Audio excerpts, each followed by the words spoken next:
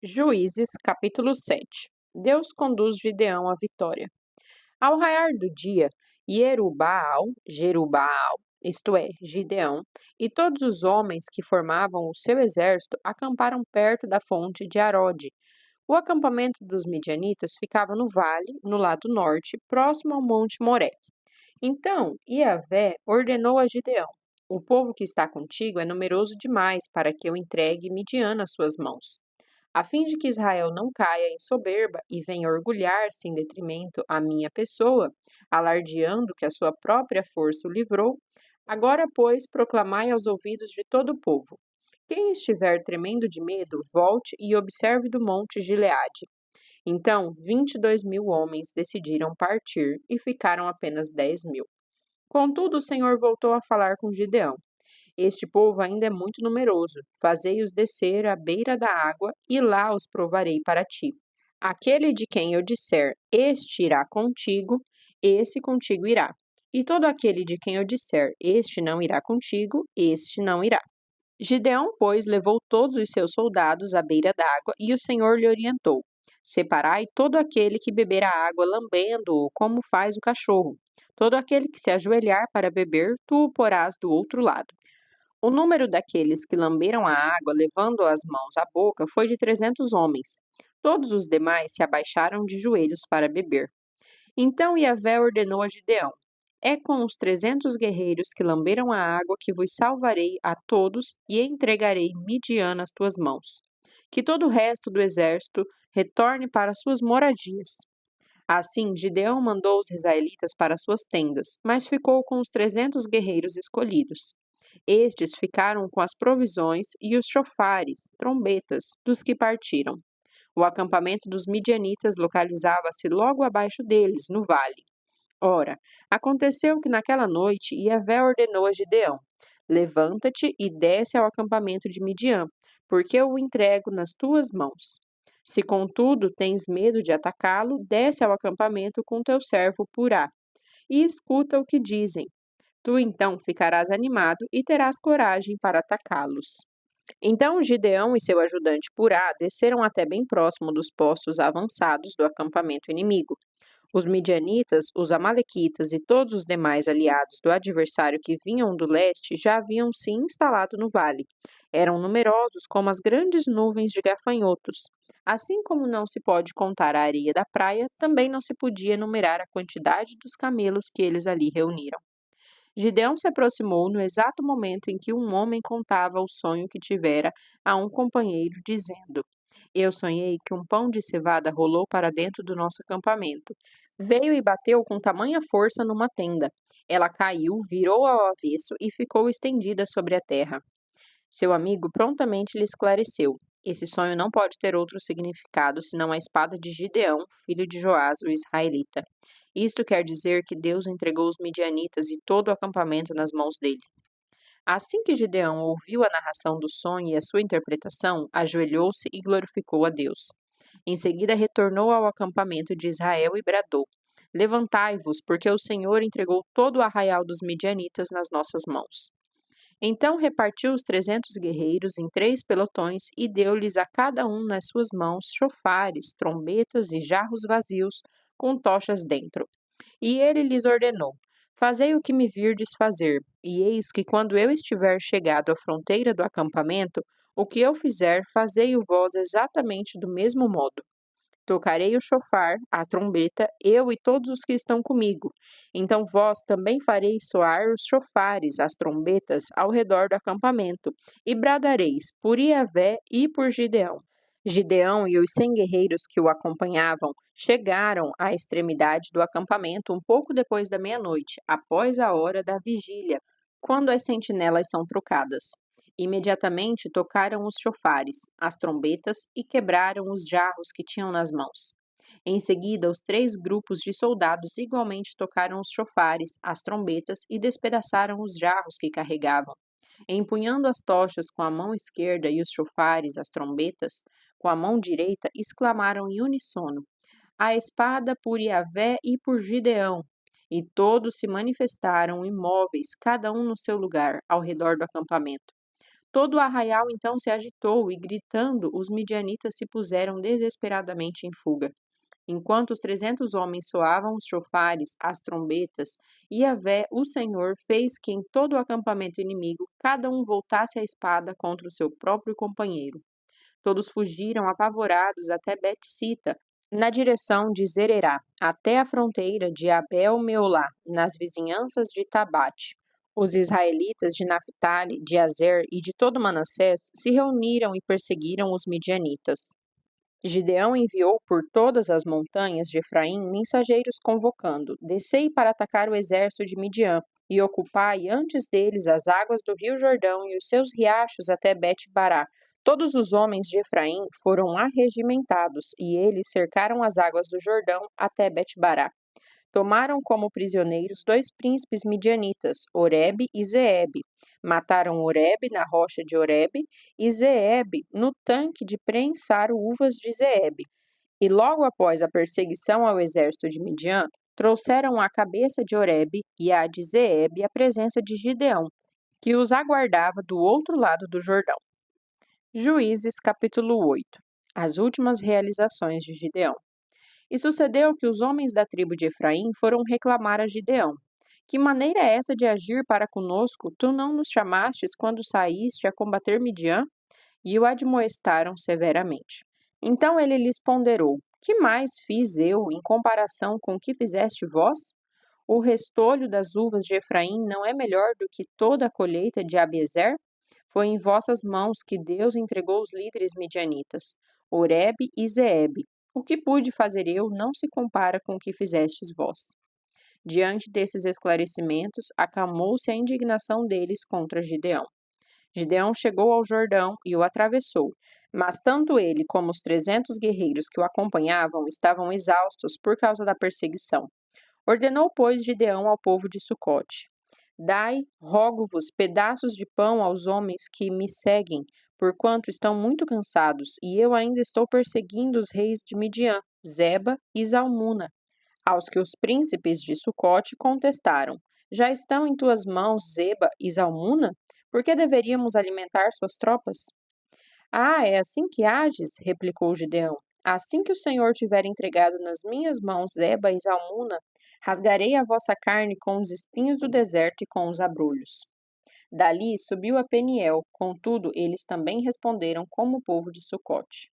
Declarou Gideão ao povo de Peniel: Eis que quando eu retornar vitorioso, destruirei essa vossa fortaleza. A derrota de Zeba e Zalmuna. Estavam, portanto, Zeba e Zalmuna em Carcor, com o seu exército, cerca de 15.000 homens apenas, todos os que haviam restado de todo o exército dos povos do deserto, os filhos do Oriente. Os mortos, dentre os que levavam à mão a espada, somavam 120.000 guerreiros. Gideão subiu pelo caminho dos nômades, os que habitam em tendas a leste de Noba e Jogbeá, e atacou o exército inimigo exatamente no momento em que este se julgava oculto e em segurança. Zeba e Zalmuna, os 2 grandes chefes midianitas, fugiram, mas ele os perseguiu e os prendeu, e o exército inteiro foi derrotado. As vinganças de Gideão. Gideão, filho de Joás, retornou da batalha pela encosta de Eres. Ele capturou um jovem de Sucote e o interrogou, e o jovem depôs por escrito o nome dos 77 príncipes e anciãos responsáveis pelo governo da cidade. Em seguida, Gideão rumou para Sucote e anunciou aos líderes e ao povo de lá: Aqui estão Zeba e Zalmuna, a propósito dos quais zombastes de mim, dizendo: Já estão em tuas mãos Zeba e Zalmuna? Por que deveríamos alimentar tuas tropas? Tomou imediatamente todas as autoridades da cidade e, apanhando espinhos do deserto, abrolhos e sarças, rasgou-lhes os corpos, castigando-os severamente. Depois dirigiu-se a Peniel e derrubou sua torre e fortaleza e matou todos os homens daquela cidade. Então interrogou a Zeba e Zalmuna: Como eram mesmo os homens que matastes em Tabor? E eles prontamente responderam: Pareciam contigo. Todos eles tinham aspecto de filhos de rei. E Gideão acrescentou: Sim, eram meus irmãos, filhos de minha mãe. E concluiu: Juro pelo nome do Senhor que, se os tivesseis permitido viver, eu não vos mataria. Então deu ordem expressa ao seu filho primogênito, Jeter, dizendo: Levanta-te, mata-os agora. Contudo, o moço apavorado não conseguia desembainhar a espada, porquanto ainda era muito jovem.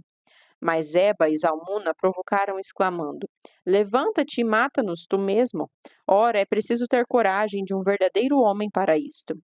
Então Gideão avançou e os matou rapidamente. Depois arrancou os enfeites reais do pescoço dos camelos deles. O povo de Israel aclama Gideão. Então os israelitas rogaram a Gideão: Reina sobre nós, tu, o teu filho e o teu neto, porque nos tiraste das mãos de Midian. Gideão, contudo, lhes esclareceu: Não serei eu quem governará sobre vós, tampouco meu filho, porque é Yahvé quem reinará sobre as vossas vidas. Disse mais Gideão: Permite, entretanto, que vos faça um pedido, que cada um de vós me dê um dos brincos que tirastes dos vencidos. Os ismaelitas, parentes dos midianitas, costumavam usar argolas de ouro nas orelhas ou nariz, porquanto eram nômades do deserto. Replicaram eles: De bom grado os daremos. E estenderam uma capa, e cada um deles depositou ali um brinco do total do seu despojo pessoal de guerra. E o peso dos brincos de ouro que ele recebera chegou a 20,5 quilos, sem contar os enfeites, os anéis, pendentes e as roupas de púrpura que os reis de Midian usavam, e os colares e enfeites reais que adornavam seus camelos. Gideão usou o ouro para confeccionar um éfode, manto sacerdotal, que colocou em sua cidade, Ofra. Entretanto, todo o povo de Israel passou a idolatrar este objeto, vindo a se prostituir em relação a Deus, o que se transformou numa armadilha para Gideão e toda a sua família. A morte de Gideão. Assim foi Midian abatido diante dos filhos de Israel, e nunca mais levantou a cabeça, e a terra experimentou paz e descanso por 40 anos, todo o tempo que viveu Gideão. Então Ierubaal ben Joash, Jerubaal, filho de Joás, partiu em direção à sua casa e lá permaneceu. Gideão teve 70 filhos, todos gerados por ele, fruto dos seus ossos e sua carne, porquanto tinha muitas mulheres. A sua concubina, que morava em Siquém, também lhe deu um filho, a quem ele deu o nome de Abimeleque, que significa meu pai é rei. Gideão, filho de Joás, morreu pleno de dias, em idade avançada, e foi sepultado no túmulo do seu pai, Joás, em Ofra dos Abiesritas. A nova queda de Israel. Logo depois da morte de Gideão, os filhos de Israel voltaram a se prostituir, oferecendo seu louvor e adoração aos Baalaíns, e aclamaram Baal-Berite como seu Deus, e não mais se lembraram de Yahvé, o Senhor, o seu Deus, que os havia salvado das mãos dos seus inimigos em redor. Também não demonstraram qualquer gratidão para com Jerubbaal, Gideão e a sua família, pois se esqueceram de todo o bem que ele tinha realizado em favor de Israel. Juízes capítulo 9. A história do filho de Gideão. E aconteceu que Avimelé ben Ierubbaal, Abimeleque, filho de Jerubbaal, foi ao encontro dos irmãos de sua mãe em Shehem, Siquém, e questionou-lhes e a todo o clã da casa paterna de sua mãe: Indagai, peço-vos aos nobres homens de Siquém, quanto ao que é melhor, ter todos os 70 filhos de Jerubbaal governando sobre eles, ou somente um homem que os dirija? Recordai-vos de que eu sou osso vosso e carne vossa, sangue do vosso sangue. Então os irmãos de sua mãe transmitiram a mensagem de Abimeleque aos notáveis de Siquém, e o coração deles se inclinou a seguir as orientações de Abimeleque, porquanto ponderaram: ele de fato é nosso irmão. E lhe deram 70 siclos, peças de prata, retiradas do templo de Baal-Berite, as quais Abimeleque usou para contratar alguns desocupados e mercenários, que se tornaram seus seguidores. Em seguida, Abimeleque rumou para a casa do seu pai, em Ofra, e matou seus 70 irmãos, filhos de Jerubbaal, todos sobre uma rocha. Contudo, Jotão, o filho caçula de Jerubbaal, escondeu-se e conseguiu escapar. Então todos os cidadãos de Siquém e de Bet-Milo reuniram-se ao lado do carvalho sagrado, próximo à estela de Siquém, e proclamaram rei a Abimeleque. A maldição de Jotão. Levaram essa notícia a Jotão. Então ele subiu ao cume do monte Gerizim e exclamou ao povo com grande voz: Ouve-me atentos, ó ilustres cidadãos de Siquém, a fim de que Deus igualmente os ouça. Certa vez, as árvores se puseram a caminho para ungir um rei sobre elas. Disseram à oliveira: Reina, pois, sobre nós. Entretanto, a oliveira declinou, alegando: Renunciaria eu ao meu azeite, com o qual se presta honra aos deuses e aos homens, a fim de me colocar por sobre as demais árvores para dominá-las? Então as árvores dirigiram-se à figueira: Vem tu e reina sobre nós. Mas a figueira lhe ponderou: Poderia eu abandonar minha doçura e a boa produção do meu fruto no tempo certo? E as árvores partiram em busca da videira e a convidaram: Vem tu e reina sobre nós. Contudo, também a videira lhe afirmou: Iria eu deixar de gerar meu vinho novo, que tanto alegra os deuses e os homens, a fim de erguer-me por sobre as demais árvores para governá-las? Sendo assim, todas as árvores rogaram ao espinheiro: Vem tu e reina sobre nós. Então o espinheiro aqueceu, mas advertiu as árvores: Se de fato desejais ungir-me rei sobre vós, vinde e abrigai-vos sob a minha sombra. Caso contrário, sairá fogo dos meus espinheiros e devorará até os cedros do Líbano. Sendo assim, prosseguiu Jotão: Se foi com sinceridade que agistes quando fizestes rei a Abimeleque, se procedestes bem com Jerubbaal e a sua família, se o tratastes de acordo com o merecimento dos teus atos, visto que meu pai batalhou por vós e por vós arriscou a vida e vos livrou das mãos de Midian, no entanto, hoje vos levantastes contra a casa de meu pai, assassinastes os seus filhos, 70 homens, sobre uma mesma pedra, e proclamastes Abimeleque, o filho da sua escrava, rei sobre os notáveis de Siquém, pelo fato de ser vosso irmão. Se, pois, foi de boa fé e com lealdade que agistes hoje para com Jerubbaal e sua casa, então alegrai-vos com Abimeleque, e que ele se alegre convosco. Contudo, se não for assim, que brote fogo de Abimeleque e consuma todo o povo de Siquém e de Bet-Milo, e que igualmente saia fogo dos cidadãos de Siquém e de Bet-Milo, e devore Abimeleque. Logo em seguida, Jotão fugiu para Beer, onde permaneceu morando longe do seu irmão Abimeleque.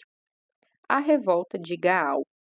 Abimeleque governou sobre todo Israel por um período de 3 anos. Ao final desse tempo, Deus enviou um espírito de discórdia entre Abimeleque e os cidadãos de Siquém. Então, os líderes do povo agiram traiçoeiramente contra Abimeleque.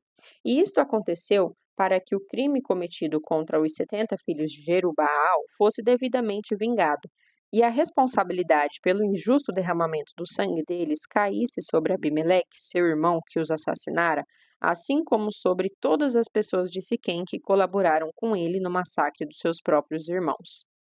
Os cidadãos de Siquém armaram, pois, emboscadas contra eles nos altos dos montes e assaltavam a todos os que passavam por eles no caminho, e fizeram Abimeleque saber disso.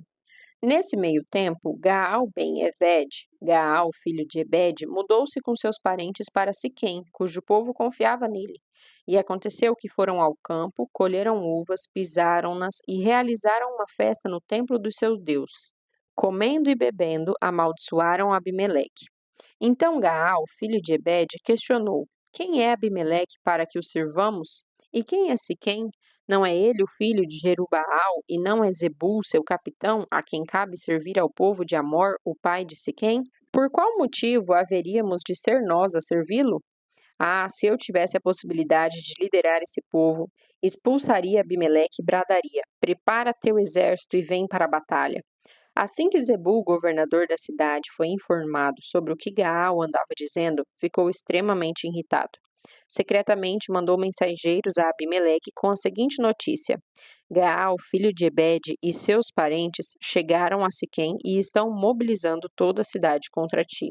Levanta-te, pois, durante a noite, tu e as pessoas que estão contigo, e arma emboscadas no campo. De manhã, ao raiar do sol, aparece de surpresa e investe contra a cidade. Quando Gaal e o que estão com ele saírem ao teu encontro, fazei com eles o que desejares. Então Abimeleque e todas as suas tropas partiram no meio da noite e prepararam emboscadas nas proximidades de Siquém, divididos em 4 grupos militares. Ora, Gaal, filho de Ebede, havia se retirado e parou à entrada da porta da cidade, quando Abimeleque e seus comandados surgiram das suas emboscadas. Observando aquela gente, Gaal comentou com Zebul: Eis que desce gente do cume dos montes. Todavia Zebul ponderou: O que vês é apenas sombras dos montes e as estás confundindo com uma multidão em movimento. Contudo, Gaal afirmou novamente: Vê melhor, eis que descem homens da parte central da colina, do umbigo da terra, e uma companhia militar que vem se aproximando pelo caminho do carvalho de Meoninim, adivinhadores. Então Zebul indagou: Que fizeste da tua língua com a qual bradavas? Quem é Abimeleque para que o sirvamos? Não são estes os homens que tu ridicularizaste? Ora, pois, agora sai e luta contra eles. Então Gaal saiu à frente dos cidadãos de Siquém e pelejou contra Abimeleque. Mas Abimeleque o perseguiu, pois acabara fugindo do campo de batalha, e muitos tombaram mortos antes que alcançassem a porta da cidade. Abimeleque retornou para Arumá e Zebul, perseguindo a Gaal e seus parentes, impediu-lhes que habitassem em Siquém. A destruição de Siquém. No dia seguinte, o povo de Siquém saiu pelo portão da cidade e se dirigiu aos campos, e Abimeleque ficou sabendo disso. Então tomou sua gente, dividiu-a em 3 companhias militares e se pôs em emboscadas pelos campos. Assim que avistou o povo deixando a cidade, levantou-se contra eles e os exterminou. Enquanto Abimeleque e o grupo que estava com ele avançavam e dominavam o portão da cidade, os outros 2 grupos fizeram o mesmo contra os que estavam no campo e os massacraram. Abimeleque desferiu um violento ataque contra toda a cidade durante o dia inteiro. Depois de possuí-la, dizimou impiedosamente seus habitantes, destruiu toda a cidade e espalhou sal sobre ela. Assim que souberam dessas notícias, todos os líderes e cidadãos que estavam na torre de Siquém refugiaram-se na fortaleza do templo de Betel-Berite, Baal-Berite. Logo que Abimeleque foi informado que o povo se havia reunido lá, ele e todos os seus homens subiram ao monte Zalmon. Ele apanhou um machado, cortou um galho de árvore e o colocou sobre os ombros. Em seguida ordenou aos seus comandados: Depressa, como me vistes fazer, fazei-o agora mesmo vós também. Todos os seus homens cortaram cada qual o seu galho e seguiram a Abimeleque. Amontoaram os galhos sobre a cripta e os queimaram sobre os que ali se haviam escondido. E assim pereceu todo o povo que havia se refugiado na torre de Siquém, cerca de 1000 homens e mulheres. A morte de Abimeleque. Depois, Abimeleque avançou sobre a cidade de Tebes, cercou-a e tomou-a. Havia no centro da cidade uma torre fortificada, onde se refugiaram todos os homens e mulheres e todos os líderes da cidade. Tendo fechado a porta atrás de si, subiram ao terraço da torre. Abimeleque aproximou-se da torre e a atacou. Ao chegar próximo da porta da torre para lhe atear fogo, uma mulher jogou sobre ele uma pedra de moinho que o atingiu na cabeça, rachando-lhe o crânio. No mesmo momento, ele chamou seu escudeiro e lhe ordenou: Toma a tua espada e mata-me, para que não se divulgue que uma mulher conseguiu me abater. Então o jovem que transportava as suas armas o atravessou com a sua espada e ele morreu. Quando os israelitas observaram que Abimeleque estava morto, retornaram cada um para a sua habitação. E assim Deus fez recair sobre Abimeleque o devido castigo por todo o mal que ele havia praticado a seu pai, assassinando os seus 70 irmãos.